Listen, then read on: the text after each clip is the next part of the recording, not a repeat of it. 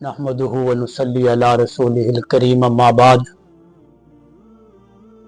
आज हम हक महर के मुतालिक मसले पर गुफ्तगू करेंगे।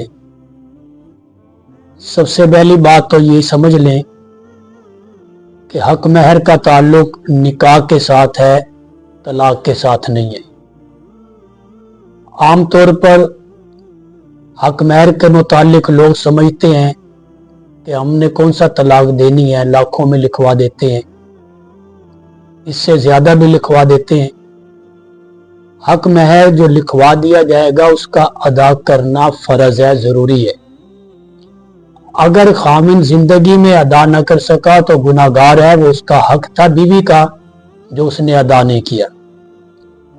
इसलिए हक महर का ताल्लुक तलाक से नहीं, निकाह के साथ है। हक महर हमेशा इतना मुकर्रर करना चाहिए जितना अदा किया जा सके, चाहे वो थोड़ा थोड़ा करके अदा कर दे, चाहे यकमुश्त अदा कर दे। दूसरी बात हक महर से मुतालिक ये समझें कि हक महर जो है वो मनकूहा का हक है, उसके वालिदैन का कोई उसके अंदर अमल दखल नहीं है।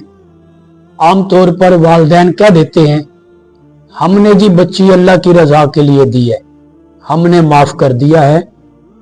तो मनकूहा के वालिदैन के माफ करने से यह हक महर माफ नहीं होगा, ये खामिन के जिम्मे रहेगा।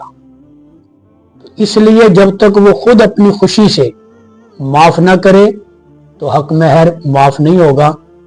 और खामिन को भी ये जो है इजाजत नहीं है कि वो तरगीब दे, उसको शौक दिलाए, माफ करने के फजाइल सुनाए, बल्कि वो अपनी मर्जी से अगर माफ करे तो माफ होगा, वगरना जितना मुकर्रर कर लिया गया उसका अदा करना जिंदगी के अंदर अंदर जरूरी है।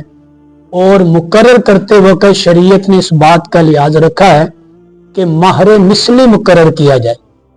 महर मिसली कहते हैं कि उस खानदान में बकिया औरतों के जितने हक महर मुकर्रर हुए हैं उस एतबार से उतना हक महर जो है वो मुकर्रर किया जाए, इतना बढ़ाकर ना मुकर्रर किया जाए जो खामिद अदा ना कर सके। अगर अदा न कर सका तो वो गुनाहगार मरेगा, उसके हक जो है वो उसके जिम्मे में रहेगा। हक महर से मुतालिक ये चंद मसाइल थे जो आपके गोश गुजार कर दिए। अल्लाह पाक हमें इन मसाइल को समझने की तौफीक अता फरमाए।